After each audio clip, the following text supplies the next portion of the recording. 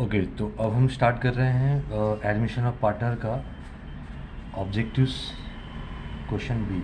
ठीक है, इसमें क्या करना है, हमें स्टेटमेंट दिया होगा और वर्ड या फ्रेज हमें लिखना है, यानी वन वर्ड में हमको आंसर देना है। ठीक है, तो method under which calculation of goodwill is done on the basis of extra profit earn above the normal profit.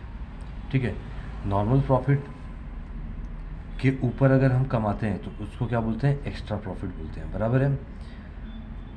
तो नॉर्मल प्रॉफिट के ऊपर अगर आ गया तो इसका मतलब है ये कौन सा प्रॉफिट है, सुपर नॉर्मल के ऊपर होता है ना, तो इसके लिए इसको क्या बोलेंगे, सुपर प्रॉफिट मेथड। ठीक है, नेक्स्ट अभी आ जाओ, account open to adjust the value of assets liability at the time of admission of partner. जब पार्टनर एडमिट होता है तो हम लोग क्या करते हैं, एसेट्स और लायबिलिटी एडजस्ट करते हैं, है ना। तो एसेट्स और लायबिलिटी जब एडजस्ट करते हैं, उसको रीवैल्यू करते हैं, तो उसकी वैल्यू या तो बढ़ेगी या तो क्या होगी, कम होगी। एसेट्स की वैल्यू बढ़ेगी तो प्रॉफिट होगा, अगर कम होगी तो लॉस होगा।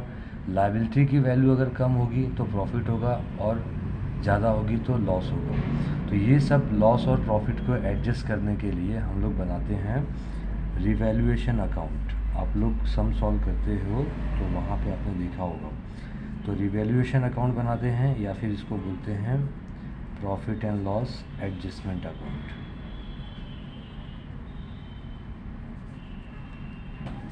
ठीक है, ओके। थर्ड अभी क्या है, reputation of business measured in terms of money. तो ये तो आपको 11वीं से ही पता होगा, इसका आंसर क्या आएगा, गुडविल। गुडविल क्या होता है, goodwill reputation, name, fame of the business होता है। ठीक है, इसको मनी वैल्यू में हम लोग क्या करते हैं, कैलकुलेट करते हैं। फिर अगला है the ratio in which general reserves is distributed to old partners. तो जनरल रिजर्व जो होता है ना, ये क्या है, पास्ट का प्रॉफिट है। आपको ना जब क्वेश्चन दिया रहता है तो उसमें क्या रहता है बताओ, प्रॉफिट एंड बैलेंस शीट रहता है और थोड़े से एडजस्टमेंट रहते हैं। तो बैलेंस शीट में एसेट साइड में अगर प्रॉफिट एंड लॉस है, मतलब पास्ट का वो लॉस है, तो पास्ट का लॉस कौन बेयर करेगा, ओल्ड पार्टनर्स, यानी पास्ट के पार्टनर्स। और अगर लाइबिलिटी साइड में अगर कुछ दिया है, जैसे general reserve, reserve fund, capital reserve या प्रॉफिट एंड लॉस अकाउंट, कहाँ की बात कर रहा हूँ मैं, लाइबिलिटी साइड की बात कर रहा हूँ। तो लाइबिलिटी साइड में ऐसा कुछ दिया है तो वो भी कौन से प्रॉफिट होते हैं, पास्ट के प्रॉफिट होते हैं। तो पास्ट के प्रॉफिट किसको जाएंगे, पास्ट के पार्टनर्स को, यानी ओल्ड पार्टनर्स को। तो ओल्ड पार्टनर्स को जाएंगे, ठीक है। लेकिन ओल्ड पार्टनर्स के ओल्ड रेशियो क्या होते हैं, ओल्ड रेशियो होते हैं। ठीक है, क्यों ओल्ड रेशियो इसको बोलते हैं, ओल्ड पार्टनर्स के रेशियो को ओल्ड रेशियो क्यों बोलते हैं, क्योंकि नया पार्टनर जब आता है तो बिजनेस में न्यू रेशियो बनता है, इसलिए। ठीक है, okay. Name the method of treatment of goodwill where new partners will bring his share of goodwill in cash. तो इसको बोलते हैं प्रीमियम मेथड।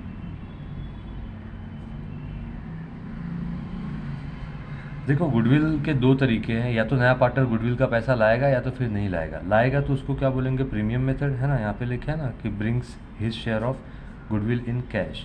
तो गुडविल अगर कैश में लेके आता है पार्टनर, मतलब न्यू पार्टनर, तो उसको क्या बोलेंगे, प्रीमियम मेथड। ओके, चल नेक्स्ट अभी क्या है, the proportion in which old partners make sacrifice. तो ओल्ड पार्टनर्स कौन से रेशियो में सेक्रीफाइस करते हैं, तो इसका साफ साफ आंसर है सेक्रीफाइस रेशियो। ठीक है, ओल्ड पार्टनर सेक्रीफाइस रेशियो में क्या करते हैं, सेक्रीफाई करते हैं। ठीक है, capital employed into NRR upon 100 normal rate of return. NRR का फुल फॉर्म क्या है, normal rate of return, capital employed.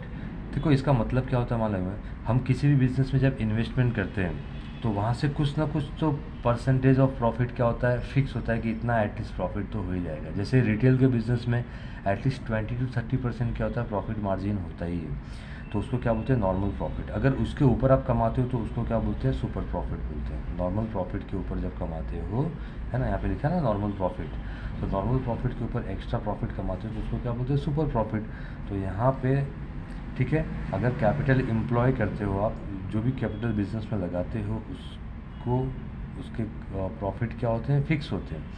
तो उस फिक्स प्रॉफिट को क्या बोलते हैं, नॉर्मल रेट ऑफ रिटर्न। तो यहाँ से अपने को मिलता है सिर्फ नॉर्मल प्रॉफिट।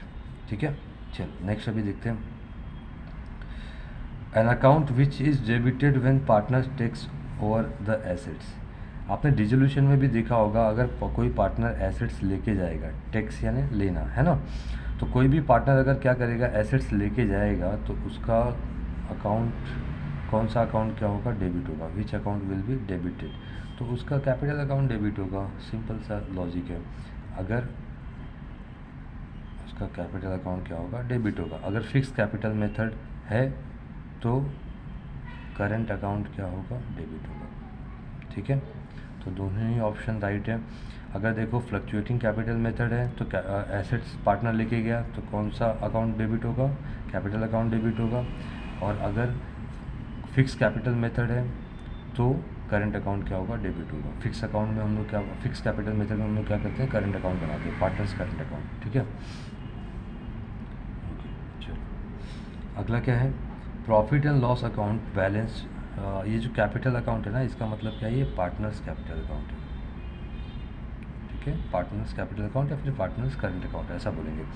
चलो नेक्स्ट अभी क्या है, profit and loss account balance appearing in liability side of the balance sheet. मैंने अभी थोड़ी देर पहले यहाँ पे ऊपर बात किया था कि पास्ट के जो प्रॉफिट होते हैं, है ना, देखो बिजनेस में जो भी प्रॉफिट होता है ना, सारे प्रॉफिट पार्टनर्स बांट के घर पे नहीं लेके जाते। कुछ प्रॉफिट बिजनेस में क्या करते हैं, छोड़ देते हैं, ताकि बिजनेस को आगे क्या करें, ग्रो कर सकें। बिजनेस को ग्रो करने के लिए फाइनेंस चाहिए ना, तो जो हम प्रॉफिट कमाते हैं वो सारा का सारा घर पे लेके नहीं जाते हैं, थोड़ा सा प्रॉफिट बिजनेस में ही छोड़ देते हैं। उसी को बोलते हैं रिजर्व्स, है ना। तो वो कहाँ अपीयर होता है, बैलेंस शीट में लायबिलिटी साइड में अपीयर होता है। ठीक है, तो profit and loss account balance appearing in liability side of the balance sheet. तो ये क्या है, अक्यूमुलेटेड प्रॉफिट, मतलब पास्ट के प्रॉफिट जो हमने जमा करके रखे हैं, या फिर अनडिस्ट्रीब्यूटेड प्रॉफिट इसको बोला जाता है। ठीक है, तो इसको क्या लिखेंगे, अक्यूमुलेटेड प्रॉफिट,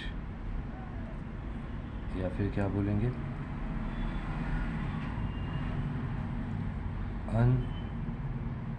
अनडिस्ट्रीब्यूटेड। क्यों, क्योंकि जो भी प्रॉफिट होता है सारे प्रॉफिट पार्टनर्स डिस्ट्रीब्यूट आपस में नहीं करते हैं। ठीक है, कुछ प्रॉफिट बिजनेस में छोड़ देते हैं, जैसा कि मैंने बताया आपको। तो ये हो गया, तो ये इसका राइट आंसर है। नेक्स्ट अभी क्या है, old ratio minus new ratio.